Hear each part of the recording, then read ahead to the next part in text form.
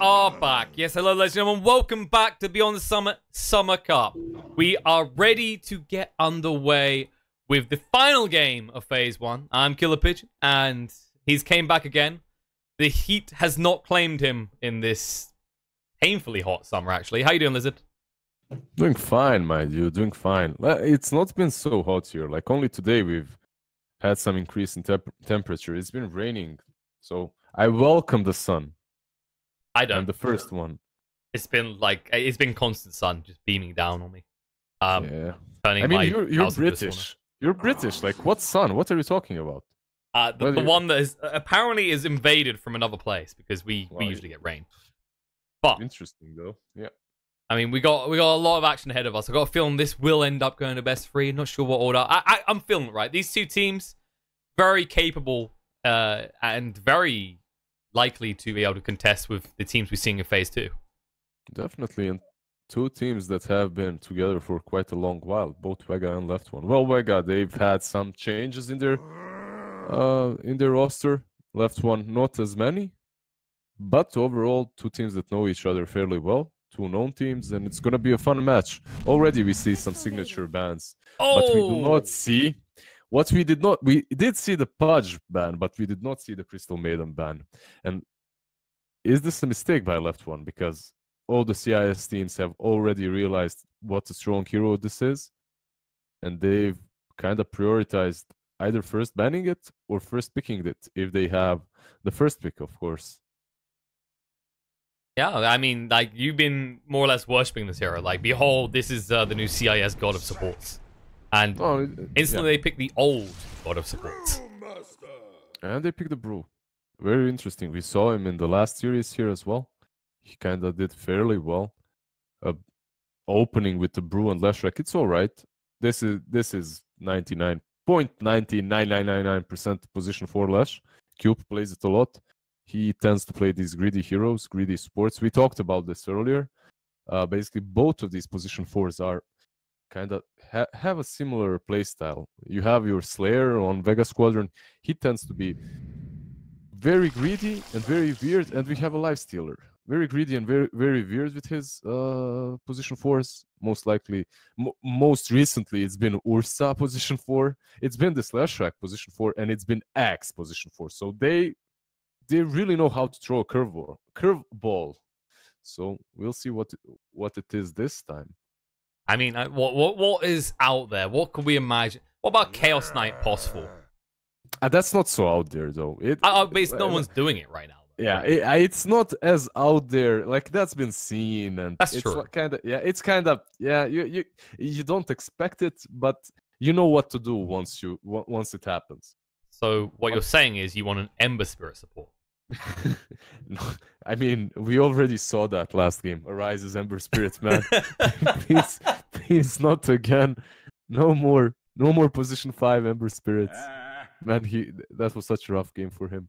Anyway, this Crystal Maiden is interesting pick though, because usually if you're watching pubs, it's played as 4. But if you're watching competitive games, it's played as 5. And in the playstyle, usually Crystal Maidens were 5s. They were hard 5s. But I don't think this hero fits that role as much anymore. Yeah, you can roll her as 5. It's her versatility that comes into play there. Like, she can be played as 5, but I think she does so much more on dual offlanes as 4. So we'll see what they decide to go for here. Zayats did play her the last time, and I believe they lost actually. So it's gonna be interesting. On the other hand, it's Brew. Yeah, I was gonna say, so it's kind of interesting, like you say about playing the off lane as the POS 4.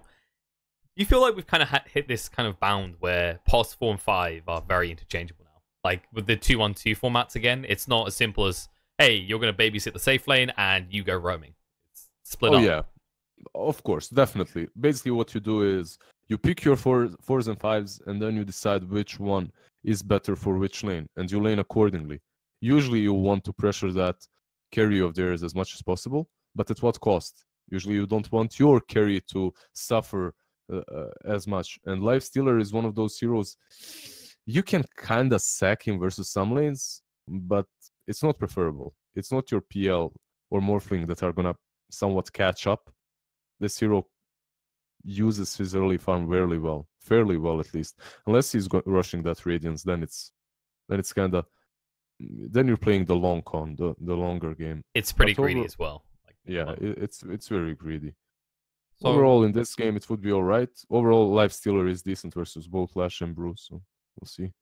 say typically we see the Lifestealer come out if there's an early Brew pick. It's more a response at the moment. It used to be a go-to for a lot of teams, but now it's fallen back more as a, okay, you're going to pick a hero that blinds me, shuts down my chance of CS, fine, we'll pick Lifestealer.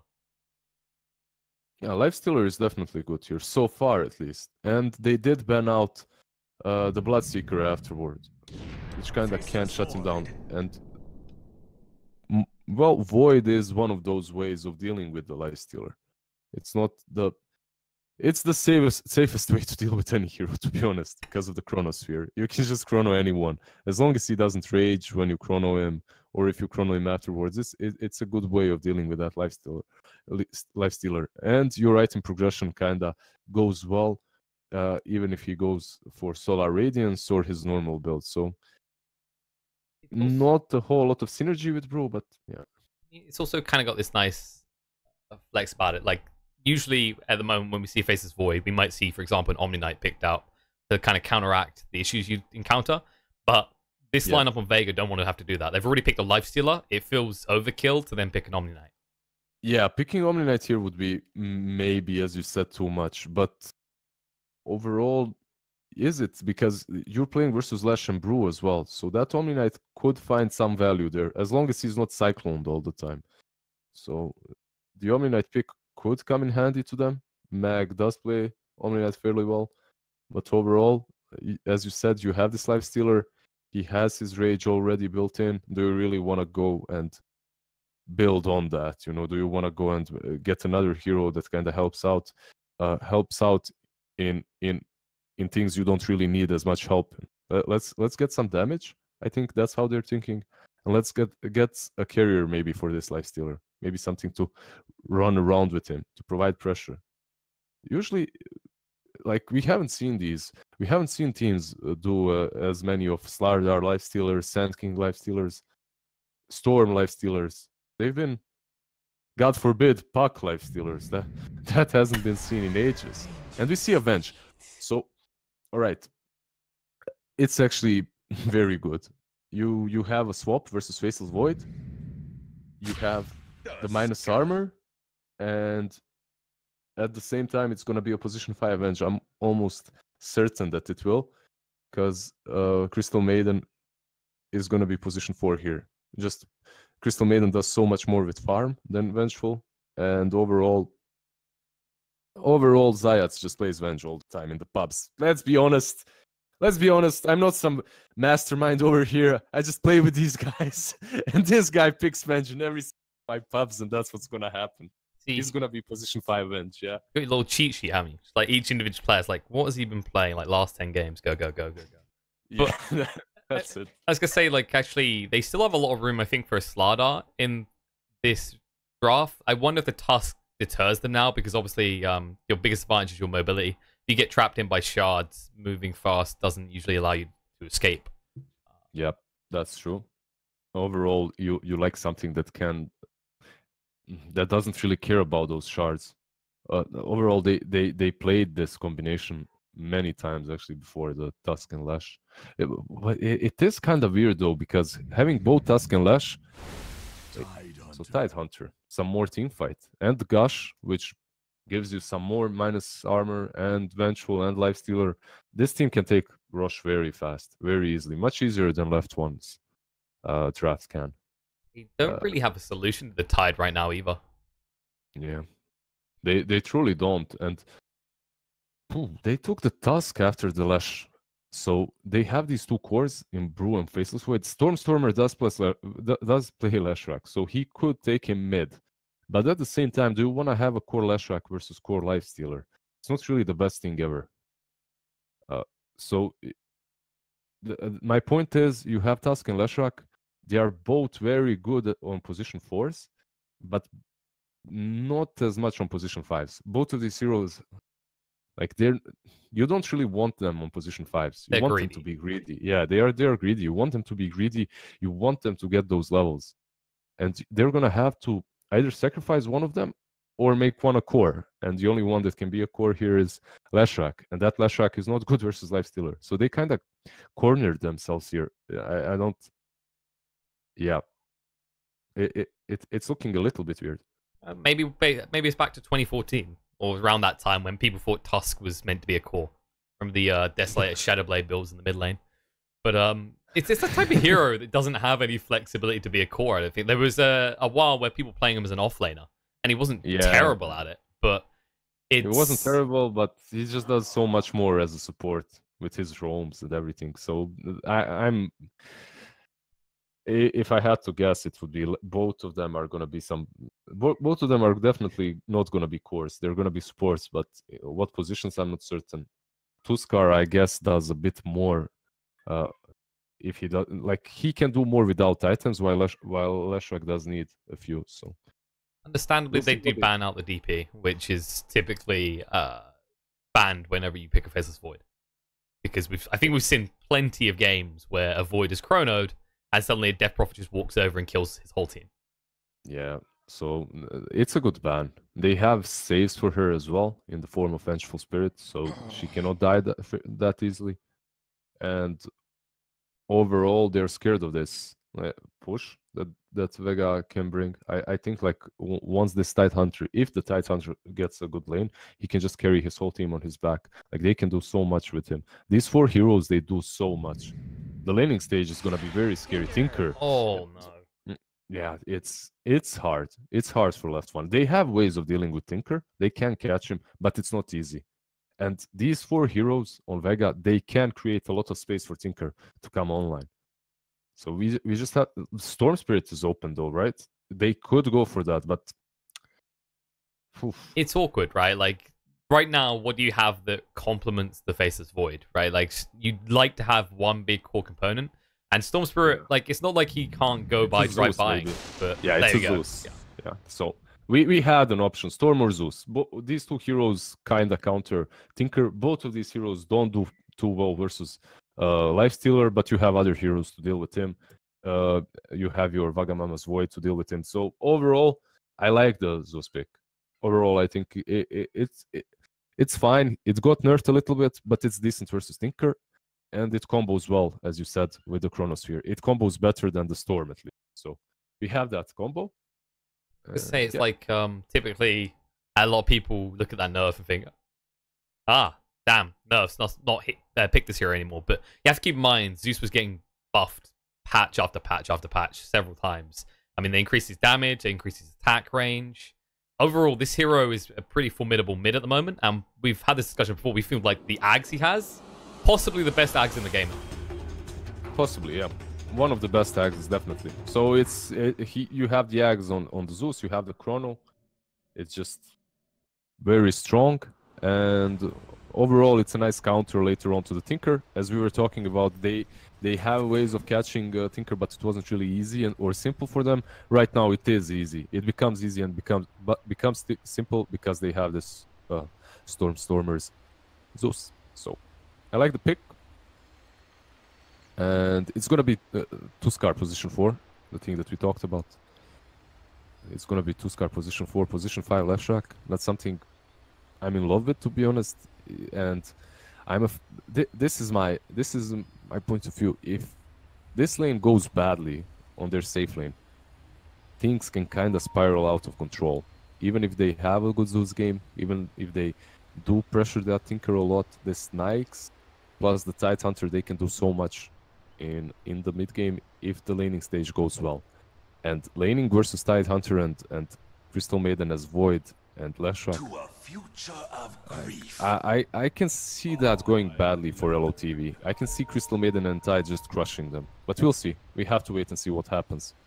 It's pretty much the way we see it go whenever Amelie has to go up against a Tidehunter. And, you know, Faceless Void is usually scary. It's like, oh, well, he's got bashes. That does a lot of damage. But here's the difference. Most of your bash damage is just going to make up for the missing damage you have from the Anchor Smash. Yeah. And are they actually thinking about swapping this? This is actually weird as well. Maybe these are some mind games.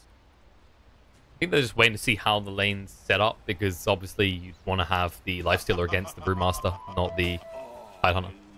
Yeah, but yeah, maybe they know something as well. Maybe they're waiting for a smoke. Because yeah, they're just gonna roll back. It seems. As I envisaged. Well, there was a ward going down pretty early from LOTV. It looks like they did just get spotted placing this one in the mid. So Vega should get dewarded pretty quick. Interesting though. I wonder if they were waiting for some sort of smoke action, or if they were just waiting for the lanes to be known to them. However, no one showed, so they didn't know where the lanes are. So most likely was some sort of anticipation for a smoke gank. That's Overall, always the threat though of a Tusk, right? Like typically you can get this first bloods of the runes. Alright, 3 runes for LOTV. They won, man. Easy. There you go. Easy. Next game, over. guys. Let's go. GG, let's go. Fastest best of 3 of my life. I think this one's gonna have a little bit more life to it than that. Okay, like we might have games we could call them runes. This is not gonna be one of them.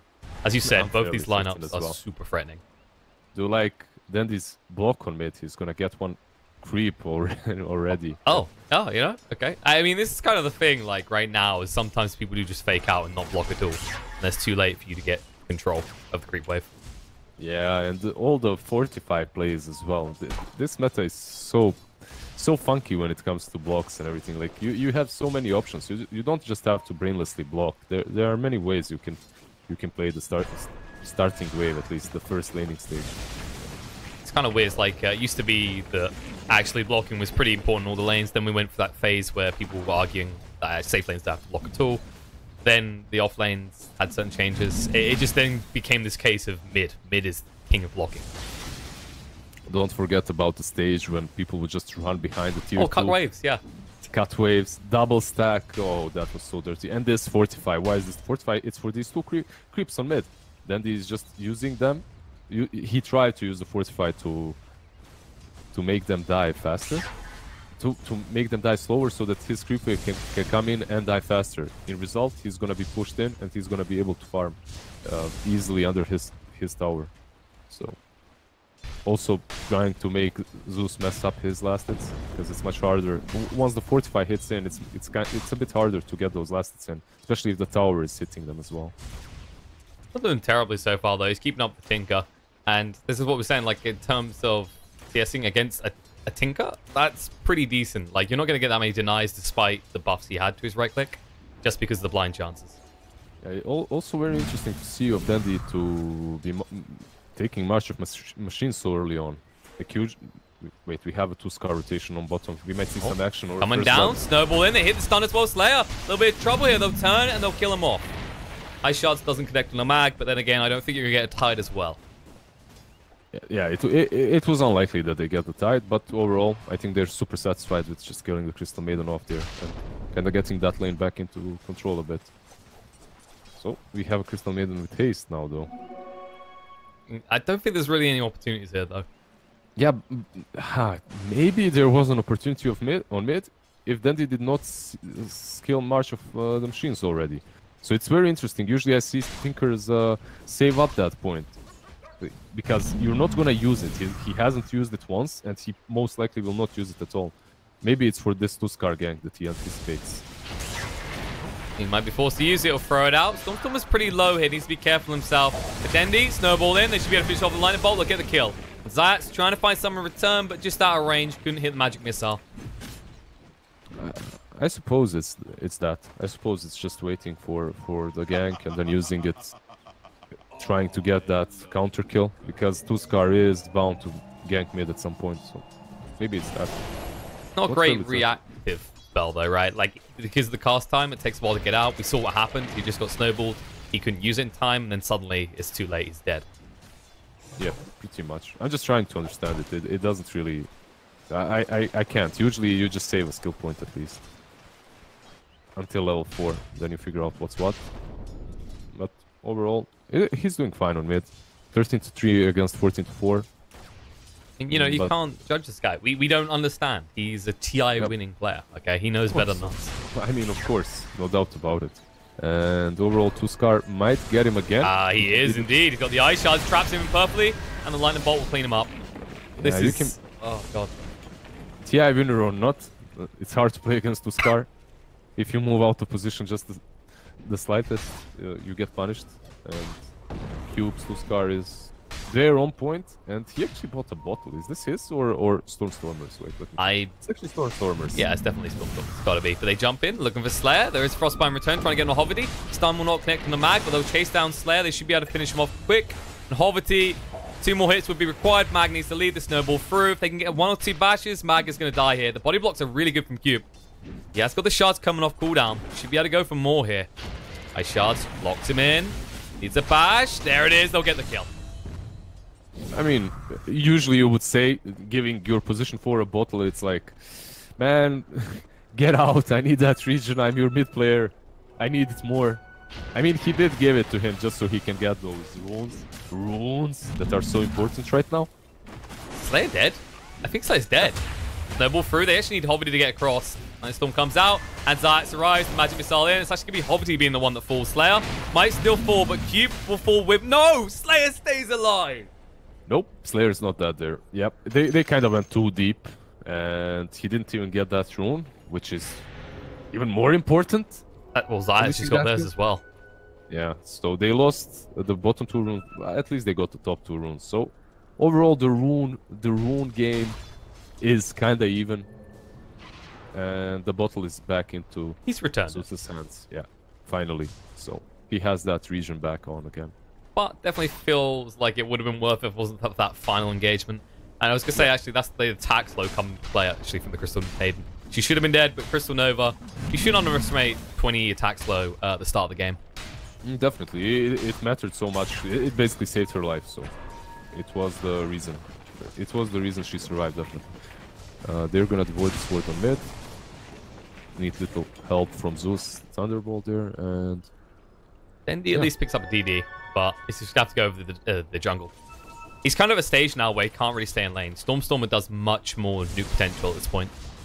Yeah, and he also knows that Cube is there, as his wards got devoured. The moment his ward got devoured, he just had to go back, because as long as the ward is there, he can kind of play around his vision, and he understands where the Tuskar is. He can dodge those ice shard ganks. Like, they're not even as easy as they used to be.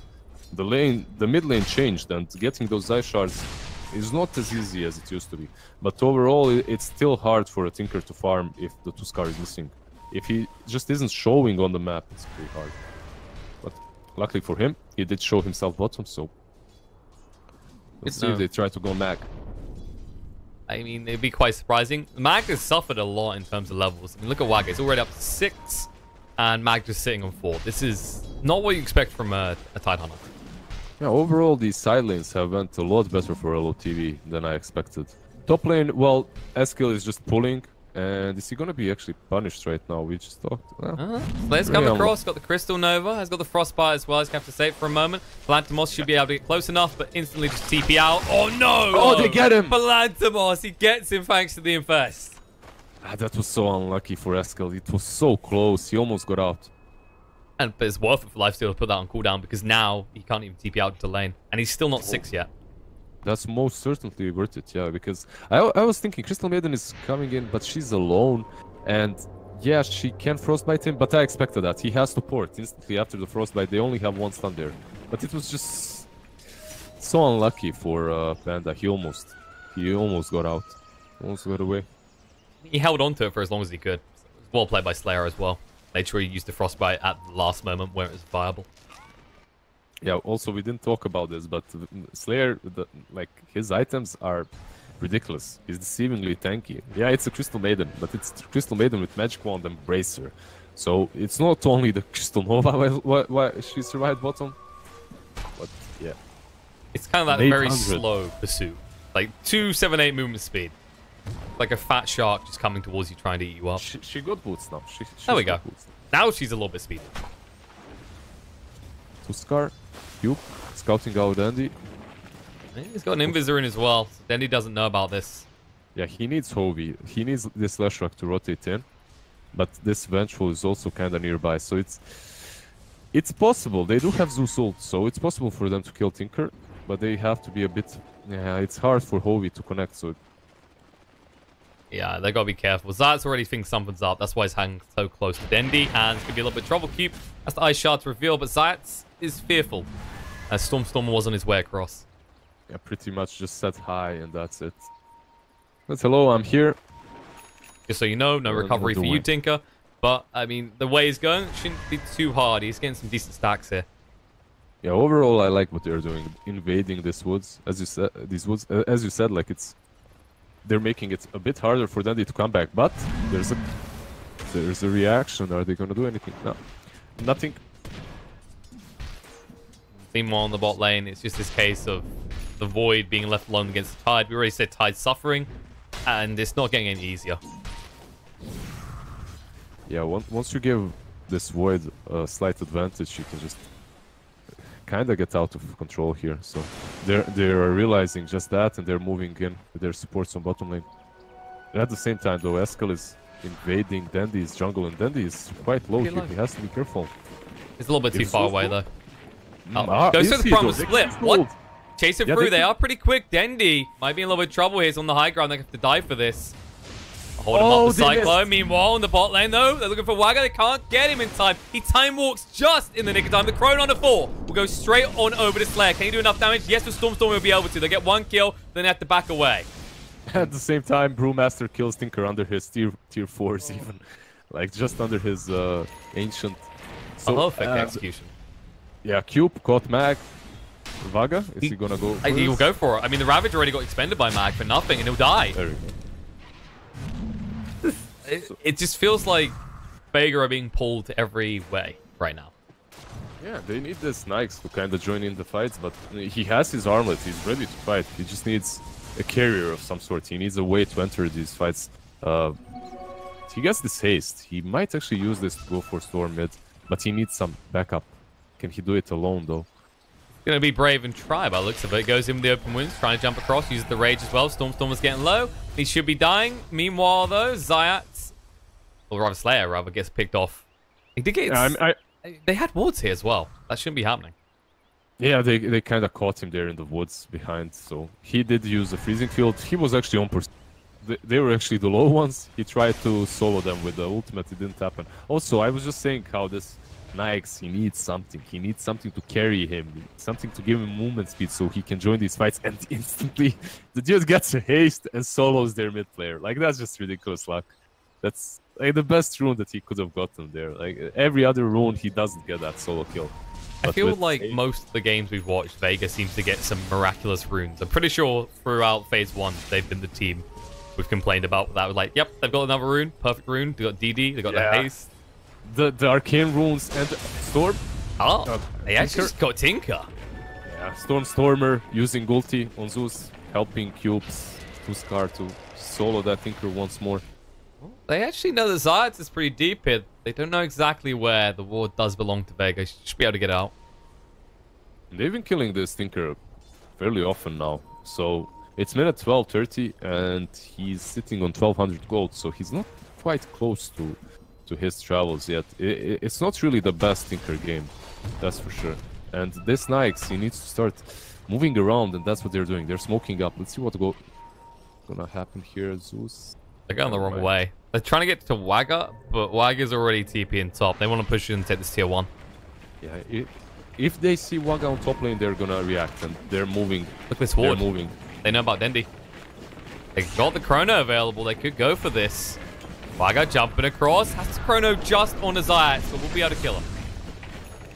I mean, this early on, it's not the worst thing. Later on in the game, you want to use your... I mean, you always want to use your Chronos to get the major cores, but overall, getting that Venge right now is not that bad either. So, he did get that Venge. And, yeah, it's not the target that he wanted. He wanted this Tinker. But if he did catch Tinker, that would have been so unlucky for Dendi, because he needs 300 more for the travels. Open wounds coming out. Overdie in a little bit of trouble. He should full hit. No, he needed one more hit. Plant was trying to move away the ice shots to block him out, but Slayer does clean up Overdie. And in return, can they actually get the lifesteal? It looks like they might be able to. They know which creep he's in. By the way, the unlucky Navi player. Yeah, he got picked off again. This time by Escal. Again. Oh, jumping in. There's Fungo's Wrath coming out, but Zeus jumped onto him. Magic Missile to hold in place. Lantimos trying to finish it off. Should be able to find it, but Slayer gets Walrus Punch on the other side of the fight. Wagger's going to have to leave, but the Ravage comes out. Connecting onto two. Escal does not have the split because he used it for that kill on the Dendi. And Mag will just stand his ground, making sure the rest of them get away. But can they? Plantimos forced to fight with Wagger. The batch is coming out. Nice Magic Missile. They need to do more damage than this, though. The time walk away. Escal just being their front liner right now, but needs to be careful. The Gush comes out. Mag's going to chase through. They've got the Wave of Terror. They will get him with the Anchor Smash. Right, so overall they did use Ravage, and it should have been a Vega favorite team fight, but then they just died in the back to Panda's ultimate, and that's why it was favored to them, because the split was used on the other side of the map to pick off the Tinker. And this Tinker, 15 minutes in, still no travels, 200 gold away. Yeah, that I think... Things? But, oh, swap! A little bit of miscommunication there from Vega, because Storm will now just walk away. They actually might try and clean up Mag as a result of this. They're thinking about it. They don't have Chrono, so it's kind of a hard kill, but Escal is coming in and he does have his blink. No split yet, but there's a blink on him, so he can initiate. Even when they don't have Chrono, he can initiate for them from now on. That's kind of nice. They need to kind of pressure Lutals, just take control of the map before Tinker can catch up. Yeah, here we go. He jumps in onto Mag, but oh, he gets rude. Just a bit too tanky. He has Hood, so very unlikely that they're gonna kill him without Chrono at the moment. Or unless they have some lucky bashes on Void. I mean, you know the Ravage is on cooldown. Surely you go for the supports instead. Yeah. They saw the Venge after they went on him there, so maybe that's a reason that deterred them as well. Because, yeah, you don't really want to commit on this tanky tide next to the tier 1. Not without that Chrono though, and now they do have the Chrono, so they can do anything basically. Escal has a split, and Vaga has his Chrono. Escal is ready to engage. It's only a question if he wants to go on this Venge or not. He's definitely able, and they're pinging him out. They know where he is. He kinda ate one of those trees. I'm not certain why. He just gave them vision that he's there. It's not really... Maybe just trying to secure the tower instead of find that fight. And right now, to be honest, Vega, they're not in a position to take these fights. The Tinker's still not able to join at all. He has finally got his boots to travel. Are they in position to kill top? They might be. They're jumping in. Overdy's fine, though. TP response from Escal scares away Slayer. He might have Haste Rune, but he wants to live. Yeah, they just forced some reaction there at least. And speaking about Tinker, like he just got his travels like a minute ago, and he already has 900 gold on top of it. So quite ridiculous. Vaga bot lane. Chrono comes out. Zayat's in a little bit of trouble. Needs 1 or 2 more batches. Actually, Zayat's might be fine here. The swap out says you can fight with Mag instead. They used to Fungo's Wrath as well, but he lived. Yeah, he lived. He just swapped Mag on his spot and he lived. Nice defensive usage of Nether Swap. And in this scenario, he was actually saving himself, which is not really often. Very nice. So they wasted 2 ultimates to try and kill a position 5 Venge, and they failed. That has to sting. That has to feel so bad. Gonna hurt more when you lose your bot tower as well. Yeah. That same Venge is now defending mid against you. She pulled the creep wave. Well, they're gonna take the tier 1 mid definitely, but she made it a bit more troublesome. That's kind of the thing, is you've finally taken down these towers, but Dendi is in recovery, and he's doing pretty well in that regard. So the kind of impact you have on controlling the map is going to start to kind of diminish, especially seeing as he's getting close to that blink as well. Yeah, once he has that blink, however, how close is Storm to his? No, Storm isn't actually getting his Agnes. He's just going for Yules. They have blink on Tide. They don't. They're just smoking up, and they want to fight. They have Ravage. They understand that Chrono is down, and why not? Like, it could be their fight. The only ultimate that they've got, the only one that matters, is Escal's ultimate. Oh, what? Yeah, but what a rune on Escal. He has invis. He he spotted that. He spotted the Venge. Oh, ping's coming out. Escal is about. He has got the split as well. Needs some assistance, and it is coming in now. There's no Crony for 40 seconds, but it's not about the Chrono here. It's about the split. This could be so bad for Vega. Absolutely no way. Obity, stun on the 2. The clap comes out. Eskel uses the split instantly. Mag looks like he's already going to fall. Going to go for TP out with Palantimos. Can he get away? Yes, he can. No bash is coming through, but the snowball will chase. Zayat's in a little bit of trouble. Will be hit up by the urn. They'll turn around, look towards Slayer. They have to. He has to use the freezer field, which will create some space, but Zayat's walking back in. Needs to be careful. The magic missile comes out, gets hit by the lightning bolt. Stormstormer claims his head, and there is the control. They actually did cyclone up the Tinker. They could go for him as well. They got the ice shards. The Jaeger's been claimed by Wagga, and they'll move across. Snowball in. They'll get the kill to Hovity, but Dendi will give his life. Oh, the runes, man. The runes. Invis rune right next to the rush pit. Truth be told, it was kind of dangerous of them to go into the pit, and especially when you're in the pit as Wench and you use your wave of terror, it usually does not go unnoticed. Okay, nice. Cube. Trying to move on him. Magic missile comes out. They'll kill him off. And Wagga will back away. They decide to stop their push on the tier 2, realizing Lifestealer is actually a pretty strong boy. Yeah, Cube moving a little bit way too aggressive there, especially his item build. I mean, this is the greediest position for in the tier 2, tier 3, whatever you want to call this scene. Like, this is the man that started with, what was it? It started with no items on Pangoliers and would rush Javelins as a pos for. Yeah, so you're playing position for top lane. Slayer is gone. Slayer, or is he? Yeah. Lightning Bolt was used. Stormstormer should have another one coming off cooldown, but Dendi is scaring the crap out of them. He's got the blink. He could look to move forward. He can actually still reach them here. Just Nova reveals their skill. Nice blink away. Shouldn't be able to chase any further, but Hovity trying to hit on the Zayat. Zayat turns around and charges right at him. The swap back. Hovity in a little bit of trouble. There's the missiles coming through. One more hit will do it now. Zayat, snowball onto him. He might die in return. The Thunder God's Wrath coming out just to ensure that no one on the side of Vega tries to find vengeance. This man was so aggressive on his bench, and I think that's worth it, killing the Leshrac. It's not even about killing the Leshrac, it's about fighting on their side of the map. They understand that, yeah, LOTV has the Aegis now, and they're gonna be on the advance. What we don't want to do is we don't want to be fighting these fights that are gonna be sort of disadvantages for us anyhow. We don't want to fight them on our side of the map, because if we do, they might just kill us and take some objectives. Eskel rip. There you go. You said about that aggression, they're keeping it up there. And it looked like, I think he already used the blink aggressively, so he didn't have it coming off cooldown in time. They're definitely keeping up the aggression a little bit better than I even expected, though. Like, there's Chrono, there's Split, and they're still the ones that are getting these pickoffs. So, Vega stepping it up, definitely. Like, they're doing really well at the moment. And not something that I would expect from this exact lineup to do, but this Crystal Maiden, like, Slayer has been their MVP for quite a while now. The last best of 3 and this one. He's finding these openings, left, right, and center. He's doing really well. Yeah, it's not about the deaths, it's what you do with that death. And so far, he's not only set up kills, he's also brought a lot of space. I mean, I'd say he was a big part of the reason Dendi was able to bounce back, because he started alleviating pressure from the jungle. Yeah, he's been making so much space indeed. That's the best way to call it. Yeah, same. Yeah, they're going to try and Eskel again, but there's a smoke up coming out from LOTV. They're moving around. Yeah, they really don't want to go on this bench again. Vagga jumping in. It's a Chrono again for Zayat every time. It's just, we're reaching that point where it's just not worth it anymore for the Chrono. I mean, it's a 2-minute cooldown spell, 130 seconds cooldown spell for a Vengeful Spirit position 5. It's a decent kill.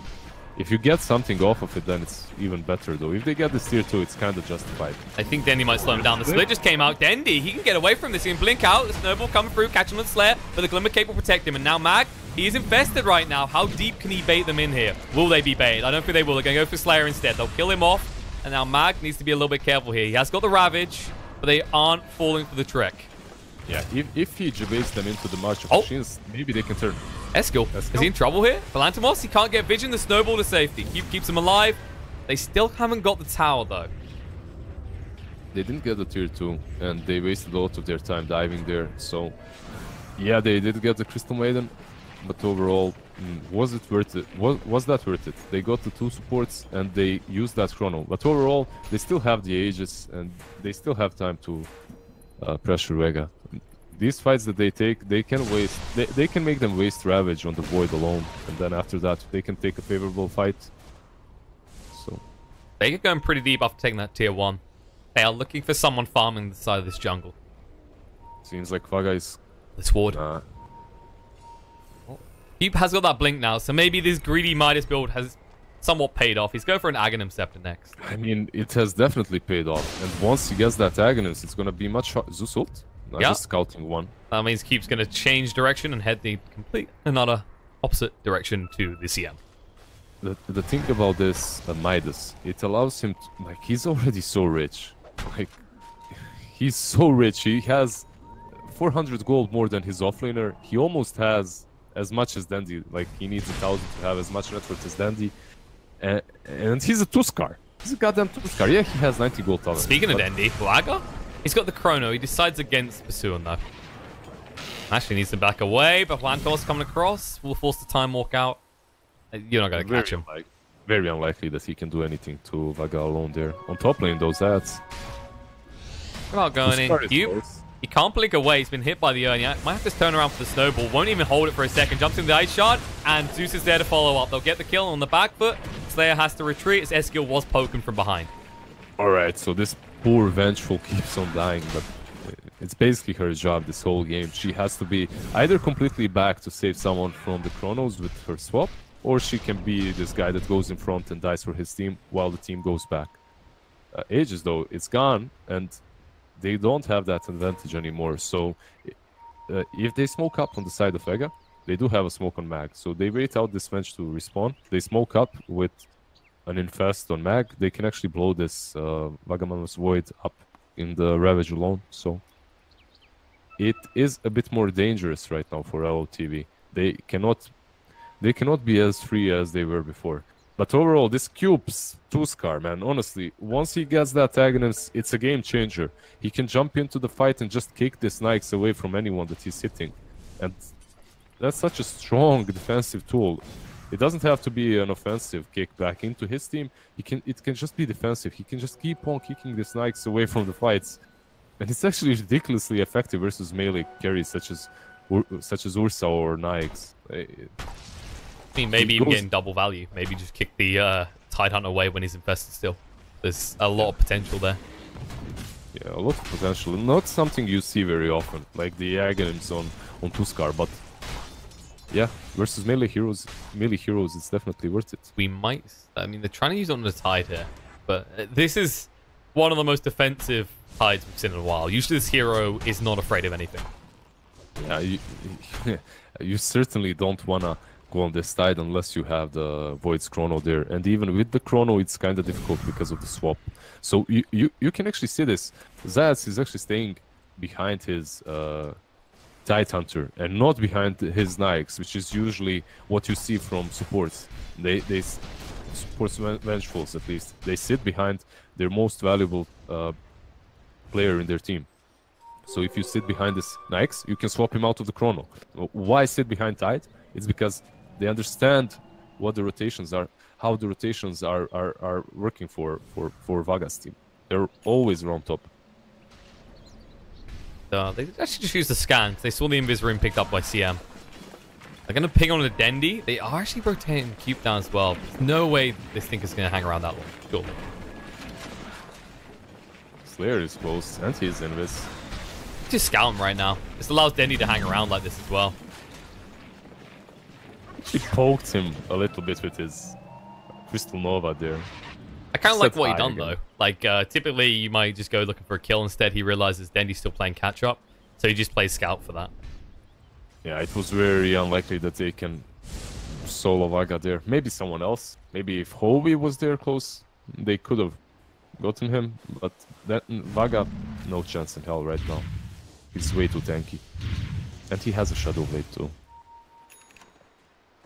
Tell me a little bit of conundrum. We said about these Ags for LOTV. We didn't mention the Zeus. He's now on his way to his as well. Yeah, and we have a smoke up, so his Ags might be a bit too late. Hovi? Oh, it is. He's searching for Slayer. Just get a TP out, so Funagor's Wrath doesn't really get any value for them. And there was a smoke up actually coming out from Vega. Actually, double value from the Zeus. Ah, they saw the smoke. Yeah, they saw the smoke, so they're just falling back right now. And probably not something they would have usually done. That's cool. Oh no, it's still only level 1 swap. You can't get close enough. Yeah, the range on this beast. Like, you just need more levels on Vengeful to have that. Like, right now, it's not even that easy to swap someone out of the Chrono if the Chrono is properly set up. So, he definitely needs his level 12 just for that level 2 swap. that level 2 swap. Oh, another smoke actually. Yeah, they didn't give they up on this. refused to walk away without getting something for this. And also, Dendi did just get his hands on Arcane Ruse. He should be able to join in this fight. Oh, they might. Hoey positioning from Hoey so good right now. Just so good. If they go, they have to go through him. They're actually de-warding. They ping it up. They might be able to get Stormstorm as well. They jump in the Ravage, catch it on the free. Jump straight in and eliminate Stormstormer. Waga will have to just back away and we'll have to leave Hoey behind. Ice Shards will not stop the chase, but the Shraks are pretty fast. The heat-seeking missile should finish him off nonetheless. And the Gush actually from Mag will get the kill. His positioning was stellar, but that de-warding there, that was very dangerous. Zeus coming in to help with the de-ward, it definitely wasn't worth it because he paid with his life, so they're gonna take this tier 2 most likely. And Rosh is up, so they can set their sights on that. I'll assume they go for it. We said before about the Roche taking capabilities with the Desolator, with the amped up damage from Venge and the Gush as well. They can just shred through Roche. If they decide to. And, well, Venge did use her Shadow Wave of Terror. So, there's the Desolator, there's the Wave of Terror, there's the Gush. Look at him. That's not a very healthy Roche. They decide not to, though. They should be They're fearful, still though. chrono. Cube has the Ags now.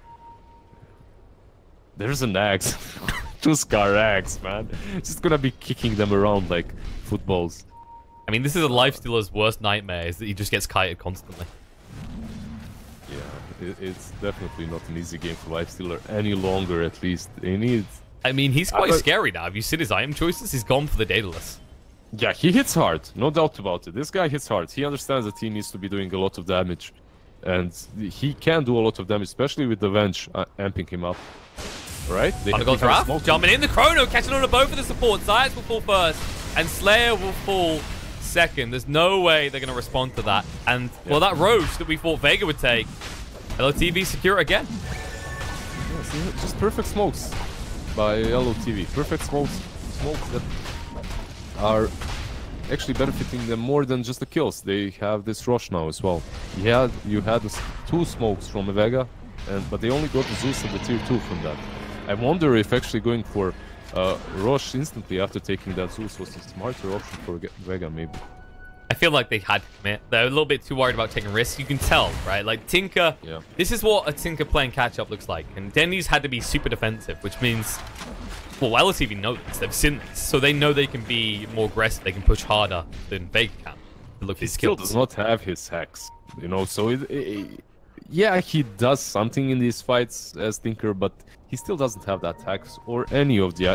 like, he doesn't have that third item. Like, the second item that he bought was 4 staff. I guess he was worried about being hit by Zeus's ulti and not being able to... It's a lot of things, right? The ice shards. Yeah, a lot of things, definitely. Ice shards, many things there. Like, I guess he needed this 4 staff, but at what price? Right now, he finished the Hex, but it's 30 minutes in. They've got Ravage again.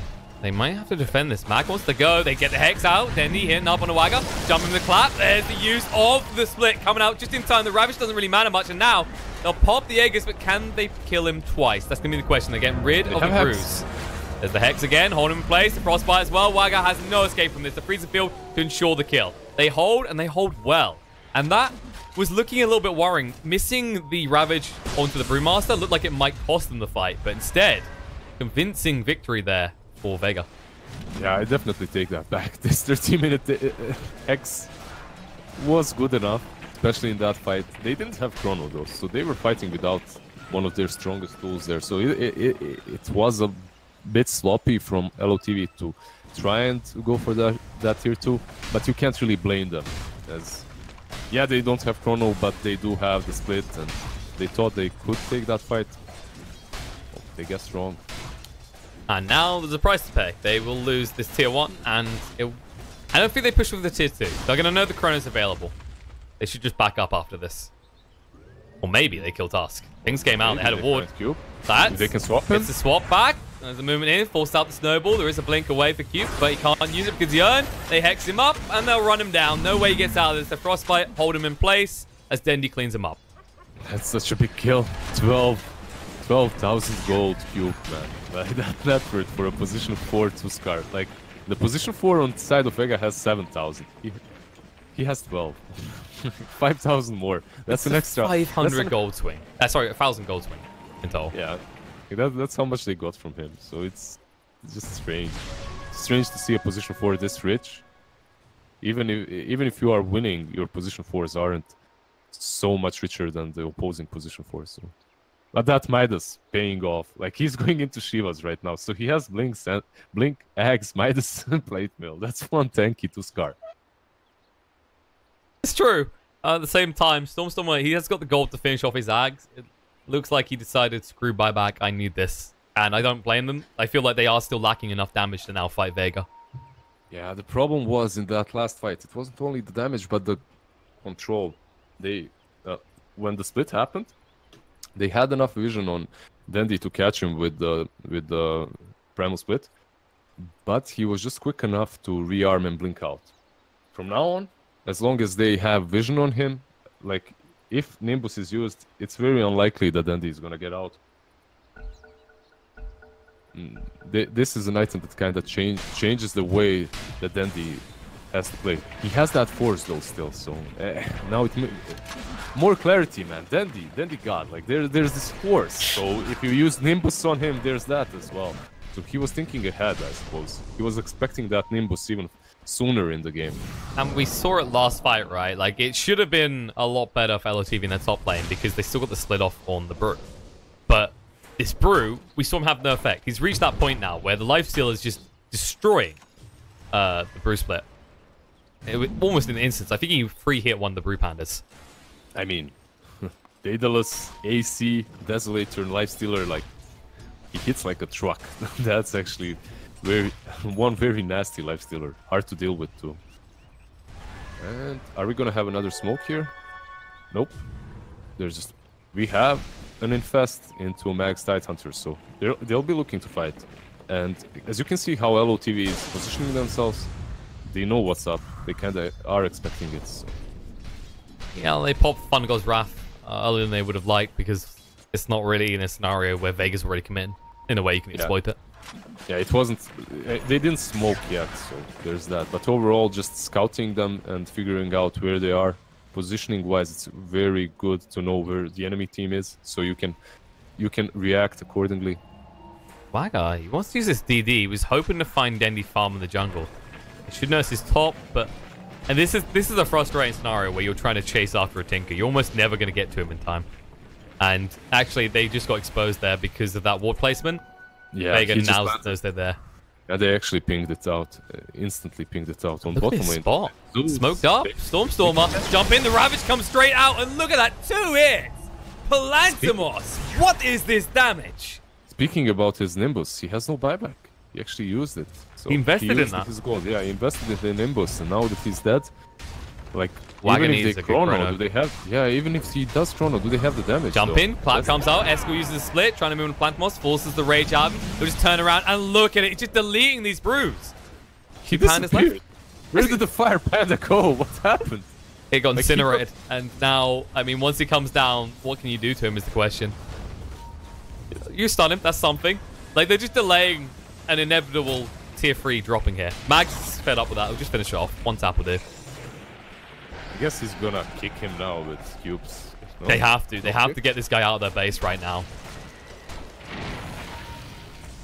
I mean, just look at Vega. They don't even care. They don't need to help him. It's just the one-man show. It's the Lifestealer show. There's Vaga positioned very well, but he still cannot go because they don't have Zeus. Without Zeus, they don't have damage. Even if they use the chrono, like that kill on Zeus, it just got them a full lane. Like, yeah, they had chrono, but at the same time, you have to worry about this range that's standing behind. So you can't really chrono that Nyx and expect to kill him, because he's gonna get swapped out.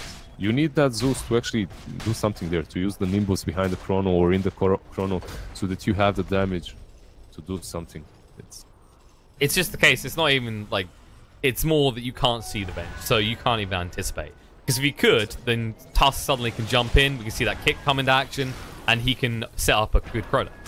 Yeah, he could maybe walk behind or around them and get that venge. Get that pesky venge out of the way so that the chrono can work. And Yeah, look, I was gonna say, it looks like Cube's going for a Shivas. Wouldn't it be better? I feel like I'd like to see a Shadow Blade just so he can scout out, like we were just talking about. Because Vision's their biggest problem right now in these fights. This guy is standing on top of 14,000 gold. He has got a lot of money.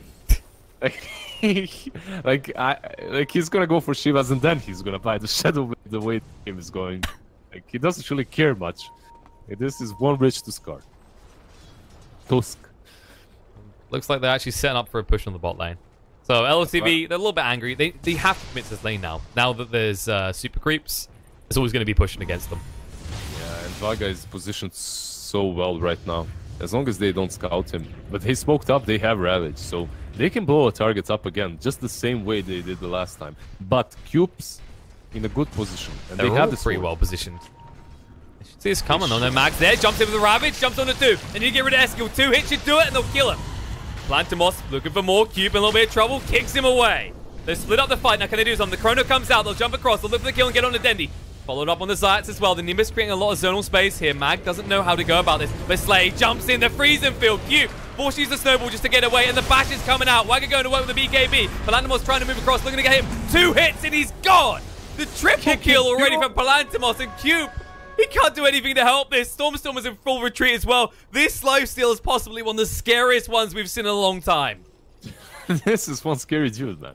I mean, honestly, he's scary until he gets kicked out. I don't know why Cube... I mean, yeah, you can be this greedy, but at what price? Vagamama is committing in. He's going in with his position 1 Faceless Void.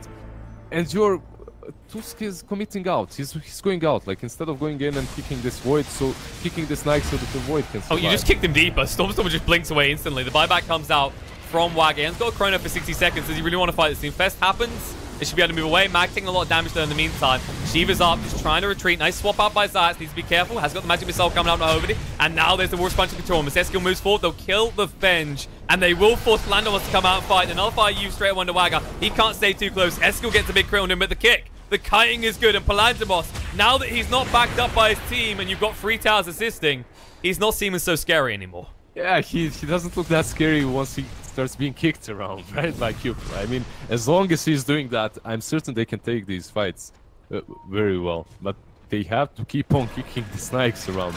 They just have to kick him all the time so that he doesn't get the chance to feast on anyone. Dendi? Okay, that 4 stuff will save.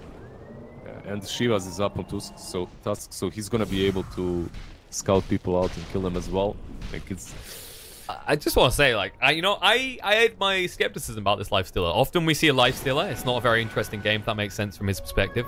But Palantimos' build has been thrilling to watch and hell scary for LOTV to experience. Yeah, he's definitely very scary. Like, he hits so hard.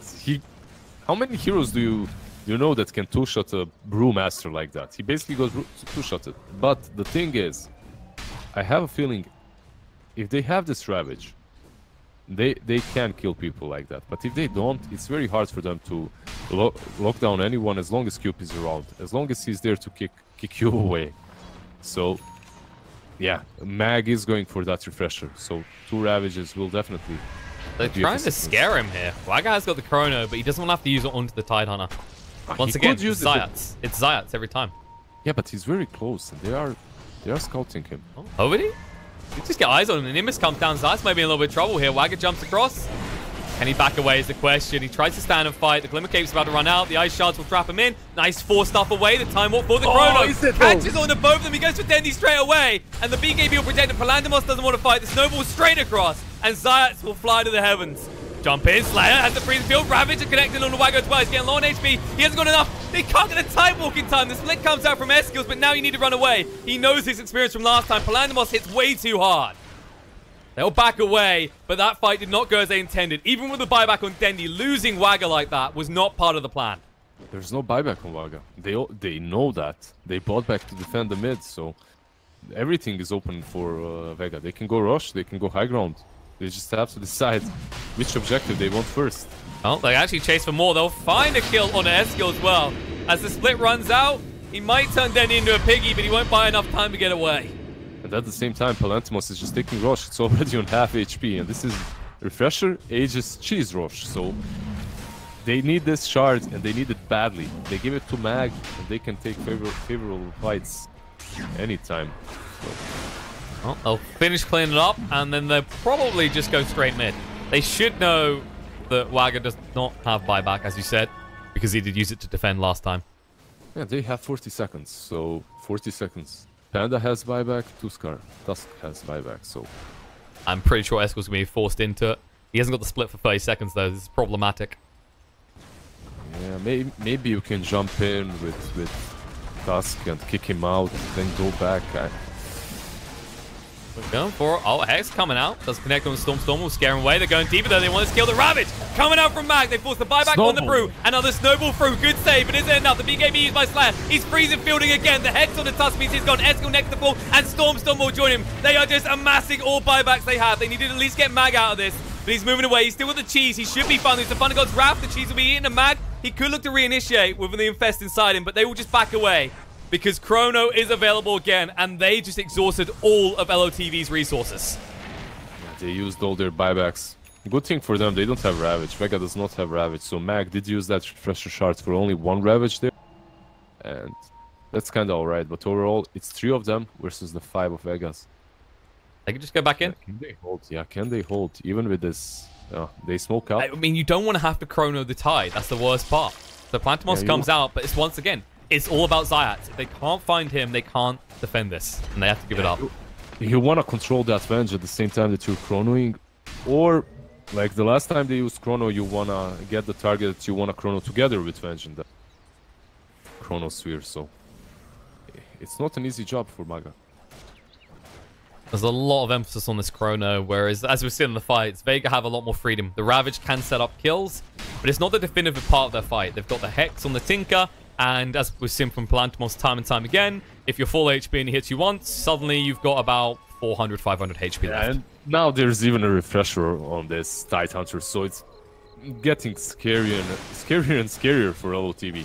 I mean, yeah, they have this Chrono, but still, if you don't blow up the target in the Chrono, they are gonna smoke up. They are gonna try on this to fight on this tier 2. They need to. Maybe it's something Vega does not expect. Oh, Warriors Punch. They kick him back as well. Plantimos nowhere near his team. Gets the rage out in time. Jumps on home and he 2 hits will do it. Wagga forced to fight. After you bash him up, gets the use of the Chrono out. But there's the use of the BKB as well. Going to try and run him down. Plantimos getting low on HP. The snowball through will secure that kill. But can they find more now? They've exhausted a lot of resources. Yes, they can. They'll kill off Slayer as well. And now Mag wants to get the hell out of it. He doesn't want to have to commit the refresher. Dendi could try and follow us up for him. Can he force stuff him out? No, he'll leave him behind. Mag. Oh no, he's going to use the Ravage. He needs to get out of here. He feels it's worth it. He'll force stuff down and blink away. Dendi does cover his escape. They're trying to chase through. And this is buying so much time because creeps are just pushing in the mid and the bot lane. He did not have buyback on Mag there. Like, Tidehunter does not have buyback. So, using that refresher to save his life. Oh, no, this is problematic. Walks into Wagga. The Nimbus goes down. The Roar's Punch as well. They're going to control him up. You were just saying about him not having buyback. And that is a costly error there. The greed of getting those bounties gets the better of him. Oh. The bounties, man. They get even the best of us, the bounties. They force you into dying. I mean, honestly, wasting Ravage while you are dying is kind of shunned upon. Like, it's not really something you want to do. But overall, if you are dying and you don't have buyback, and that team can pressure your objectives, pressure high ground when you are dead and without that buyback, then it's kind of worth it. But if you justify it like that, then why not get to safety then? Why stick around the bounty runes? You're ready to risk the Ravage, but you're not ready to risk the bounty runes?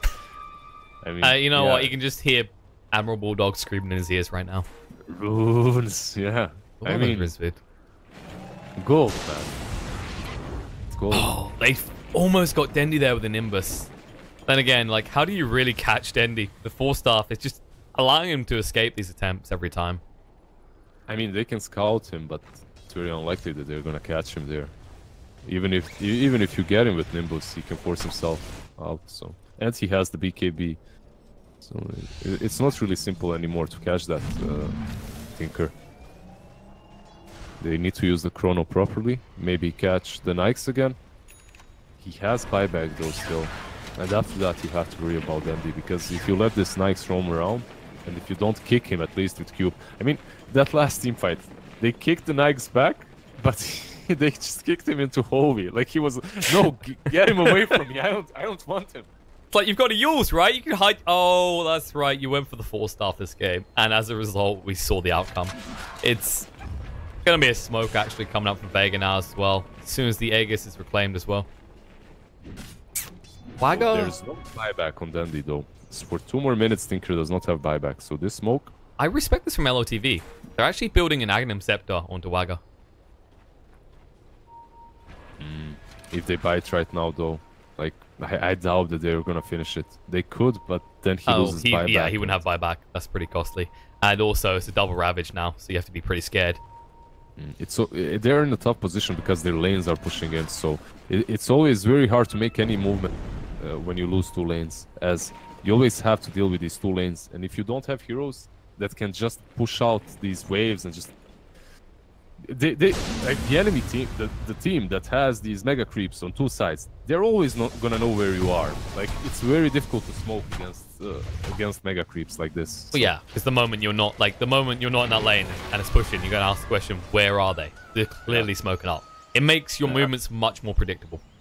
And also, I'm sorry, super creeps, right? They're still super. Yeah, the super creeps. Megas come with all 3. It's because I think at one point it was like Megas and like the Megas. They were, and then they changed or something. They gave them actual names, okay?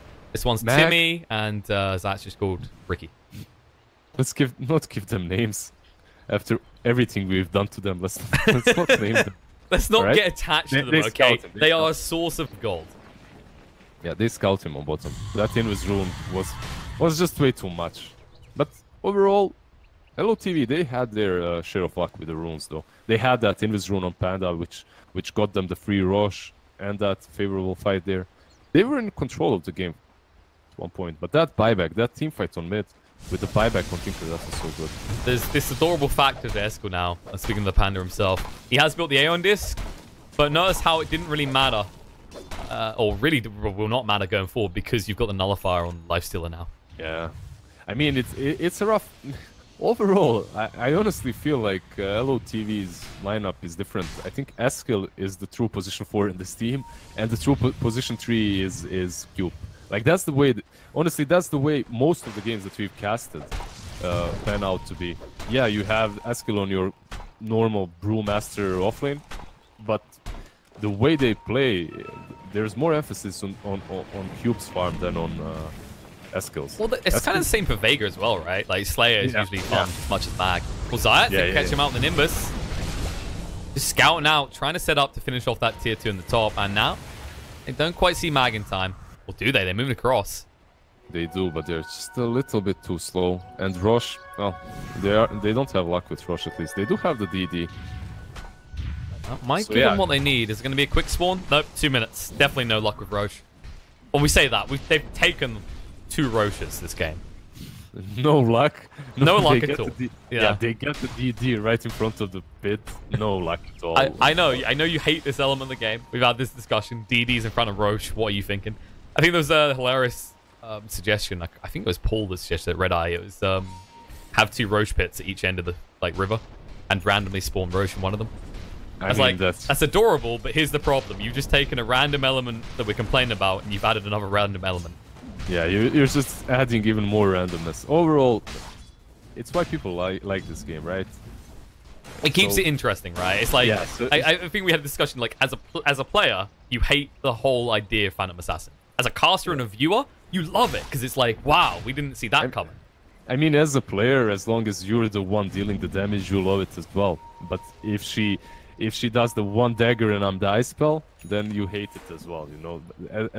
As long as you're the one doing the damage, then you love it. That's how it goes, and I think we should respect that and love the game for what it is. We should all come together, guys, and chant Kumbaya, and every time you get critted for 1000 damage, just smiley face in the old chat and clap at him, like, good job! Just smile. You worked very hard for that crit, you know? Yeah, good job. PA, I love you. We're all just players playing this game we love. Okay, Zayat is leading the way this time. But, I mean, that's still not what Waga wants in these scenarios. Because then he has to breach past just to get onto the tide. They should have used that ulti there. Oh, They should use Eskel jumping in, he gets the split out, and they'll hit up on the side straight away. The BKBs by Wagga just to ensure the kill, and the bashes will be enough to make sure he falls. Moving around, Cyclone on the tide. He's got the lifesteal on him as well. Wagga could get great value here. The Chrono comes out, doesn't connect on the Slayer, but they will be able to run through him. BKBs by Slayer, jumps in with the freezing field. Wagga forced away very quickly. The Ravage coming out. It will clip onto Wagga as well. He's held in place by the Frostbite. He's going to fall here. He can't get away in time. And they're chasing for more. Dendi is on the hunt, on the prowl, looking for anyone. He will run straight into the Zeus. Stormstormer hexed up. Overdy trying to create space. Gets hit by the Hex as well. The Refresher out with the Ravage. They'll clear up Overdy, and they'll chase on the Stormstorm as well. He just disappears once more. The buyback from Wagga, way too late to achieve anything. And Dendi will at least start to keep on the back foot. But he will now give his life. The buyback comes out from Dendi, getting ready to get involved again. Gonna need the blink away in time. He can't do it. He kicks away Slayer instead and sacrifices himself for what? For nothing, because they're going to push in and they'll go straight for your throne. Did they catch Tide, or did this Tide wait for them to get to him like that? I mean, they did nothing, absolutely nothing to Tide Hunter while he was in that Chronosphere. They had 0 damage. They've got Chrono off cooldown though. Oh yeah. Let's go. Jumps in. Nullified up though. Wagga's got the Chrono. He needs to use it right now. He'll catch on the free. He doesn't go for Dendi though. Dendi swapped out by Zayat. So turn around, they're going to Blandamos. They should be able to find him in time. But you don't get the one you're really after. I feel like the Tinker is the one you need to eliminate there, because that is what keeps these lanes pushed in. But Cube, he will find a little bit more value as they chase down Slay. The BKB runs out. He's surrounded on all sides. He knows he's going to fall. Yeah, getting Tinker there would be game-changing because he has no buyback. He bought back in the last fight as well. So Zayat was a little bit quick on the trigger there, swapping Dendi without even seeing who Void is going for at start. But at the same time, you can risk Nyx's life, you can't risk Dendi's life, because Dendi does not have buyback. And you don't know how much they see at that point. For all you know, they could have a ward up there, and they could easily see you at the back. Like, this is anyone's game right now. Yeah, like, Vega is in front, definitely, and... Well, Tide, technically, but... Tide could be the deciding factor right now. He has buyback, and he has enough to buy boots of travel if he has to commit it. Yeah, and he's gonna have his Ravage very soon. Like, they don't want to really chrono him and go on him. But if he's in front like this, and he has his Nyx infested, it's very hard for them to go on anyone else. And they're smoking up. They're smoking up. They're gonna try to go on them. I think that's another thing, though. The Thunder God's Wrath just gave away an important piece of information. They know Tide is infested, so if they hit the chrono, it's good to decide the game for them. They're actually going for Rosh, but this... Can you go for Rosh? They could just go on your base, though. I mean, you can. You don't expect this, though.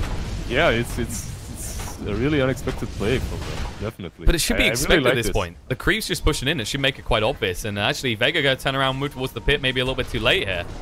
Yeah, definitely too late. There you go. Aegis gets claimed. Wag's got a refresh shot as well. S comes out. The chrono doesn't kill anyone. No! He's going to have to commit the second one, but he has to wait 5 seconds. The freeze field coming out from Slayer will zone him out. Odie is out of mana, and he might be out of time. The Ravage coming out. Can end on multiple heroes. They'll clean up the supports quick. And suddenly you're in full retreat because you lost a tier 4. You need to defend, but Wagga. Oh no, that chrono miss. Not like this. Loda sphere right there, man. I mean, it was alright. But it was alright that they took Rosh. That was like genius play by them. But then at the same time, that chrono sphere instantly after just... that hurt. This could be very costly. Mag could just push in and hit the towers. And if you commit the chrono onto him, he's going to have the buyback. You need to buy... I mean, it's not long, though. With that Ags, it's not long. Yeah, 10 more seconds. 10 more seconds, and that's it. But Mag is just standing in front. He doesn't really care. You don't have buybacks on both Tuskar and Toei. So, no. They're very reluctant to push in here, though. They'll finally go for it. Phantomos comes out. Remember, they've got the chrono available. This could be pretty disastrous if they get caught. Jump in by Mag. Ezreal, he does get the split out. Just needs to slow him down. They use the glyph as well. They'll just walk away. Plantomos should be able to get out. Infest inside Zayat. 4 staff away. Actually, they could go on a Zayat here, the 4 staff. I mean, Eskel is still doing something here, but Wagga's nowhere near. Yeah, if this beast comes out of Venge, like, he's just gonna rip through these pandas if he decides to. Plantomos goes back in. He decides he wants Mega Creeps. Meanwhile, the Hex coming out on Eskel. He needs to be careful. Jumping in. Denny should be able to get close enough for another Hex. And Eskel, he's about to be held in permastance. The chrono goes down. They jump down the Ravage. But enough time. The swallow from Zayat is good. And now they're ready to fight. The Hex hitting on the Wagga means he can't do much. Denny forced to use the BKB, but Wagga uses as well. But the other side of the fight, Eskil just trying to fight with Slayer. This BKB freezing feels good, causes a lot of damage. Stormstormer, he interrupts him with the lightning bolt. He's already low on HP. On the other side of the fight, the hexes continue. The control is good on the Wagger. They will be able to drop Zeus. He's gone for 120 seconds. Mag staying alive with barely any HP. He has got to blink away to get away from Eskil. Use it just in time, and Slayer might fall in return. The jump in by Blandemos. He just finished off the final rats. Might look to go deeper here. They should try and punish this, though. He needs to be careful. Does get clipped by the Nimbus. He turns around, jumps in for the Infest. They'll bring him out. He knows he's going to die, but they have got Mega Creeps. Oh, does he? No, the Hexes again! Wagger controlled up. They'll keep him down, but the lower sword means that Denny can't continue. Cube, nice Rawish punch to control him up. The BKB coming out from Cube. Blue going to move on to Palandamos, but has to back away. And they will retreat, forcing the buyback out of the brew. That's enough for them. And your throne is almost dead. That and the fact that they got Megas. Insane team fight in the end there, though. Like, Tinker... that Chronosphere again wasn't really on point. He was forced to use it. That glyph was also not really on point either. They're in such a tough position right now, so they can't really use their spells the way they would usually like to, because they were threatening these mega creeps. Right now, the game might even be easier for them, because they can wait I mean, it's not easier, they most likely lost, let's be real, but at least they can use their spells properly, right? They can wait for the right moment. The last time you had the Snikes hitting on your ranged Raxes, and you're like, I don't want to use this Chrono, but at the same time, I don't really want to be Megad. And then you use the Chrono in the wrong spot, and then you get Megad anyway, because you use the Chrono in the wrong spot, right? So, well, at least pick up the gems. They've taken the gems away, but it's not much to buy. No one for Vega. Yeah, and at least they picked up the gem. Here's the thing. Wagger's just forced to take his frustration out on creeps in the next, like, 5 minutes, but he doesn't actually have wave clear. His build is not based around that at all. I mean, his item build is all about these team fights, and they aren't winning these team fights, so it's hard. It's hard. While this Nyx's item build, it's all about just killing people, you know. Yeah, like, he hasn't bought a new item for ages now. Like, yeah, he did get the Moon Shard, that's true. But overall, he's been just a beast this whole game. I mean, yeah, you can have worse lineups to Death versus Mega Creeps, but at the same time you're playing versus Tinker, so you can't really expect to ever get out of the base. Like, what you can do is, you can try to outpush mid, and then have Zeus defending the throne, but I honestly believe this Nyx pushes faster than LOTV's whole team. If he's left alone, and if he... Let's say Zeus is defending, they blink in with Ravage, they kill off the Zeus, this Nyx is gonna take the Ancient faster than both Vega's Void and Eskil's. It's grim, right? Yeah, and it's also this rinse and repeat constantly is all they have to do. Mag's ready, he's got the Ravage, he's got the Refresher. They could maybe wait for Roche. Even if you come to Roche, how does that look for you on the side of LOTV? It's not looking good, and buybacks are coming off cooldown for Vega soon. Yeah, like, going for Roche is... I mean, you have the Chrono. Around Roche Pit with the Chrono, you can sort of fight. As long as you don't have Hex. You don't get Hexed. Like, the last time they used the Chrono, like, the Chrono did hit Nyx, but they didn't use BKB on Void, so he just got Hexed in his own Chronosphere. So it wasn't really great. He couldn't deal any damage. So Zayac got their own time and just swapped out. Anyway, maybe the last smoke of the game. We have a... They're coming in. They're about to converge here. Pressure, Hex, everything. And they're all jump in. Ravage comes out. They jump out. Planamos trying to kill off Cupid time. Should be able to do so. Meanwhile, on the other side of the fight, the Hex is coming out. Wagger, he can't do anything. And that looks like that might be... He's going to buy back. This is his last chance. They shoot loose Hobody. They jump in. Wagger, he's looking for the opportunity with the Chrono hitter. Goes straight on the Slayer, but they still do not catch it. They're looking for. The swap comes out, and Zayas does protect. Hexed up once more. Stunned on the spot. Wagger has nowhere to run and nowhere to hide. They'll finish him off and chase him all. The Hex coming out to Stormstormer. This is what a late game Tinker looks like. This is what Hexes do. And GG gets called. It's LOTV. They can't take it anymore. Vega, it takes them an hour. And if there's any team who's consistently been in this scenario in this tournament, it's them. But they close it. I mean, LOTV had their chances here. And so far, we've seen many teams playing against Vega. And in my opinion, LOTV did the best so far. And I think they had their opportunities to take this game. They had some genius moves there, but at the same time, they had some really dance game moves too. But overall, They really played well, and I'm excited for the game 2 and possibly game 3 because if anyone can take the game off Vega, I'm certain they can. So it was definitely a V-Rain game to watch, and you know what? I've learned something. I will never like I don't know if you have this sometimes. There's certain heroes you're like, and I thought Lifesteal was going to be that, but I gotta give Plantimos credit. Okay, that build, the way he played that game, like 10 out of 10. I don't know who I want to give MVP to. There's so many plays back and forth, but I mean, that's Slayer again. It's a space. He's such a space creator. Yeah, Palantimos, his item build was legit. He was a monster to deal with. It was really impossible for them to deal with him because even in the chrono they couldn't kill him because of Zayat. So all of them, they did their part. So give the MVP to the whole team. There we go. Vega is MVP. Yeah, Vega is MVP. All right, guys, we are going to go to a break for a few minutes. Then we'll be back for game 2, and we'll find out if Liz is going to be chanting Vega or Na'Vi.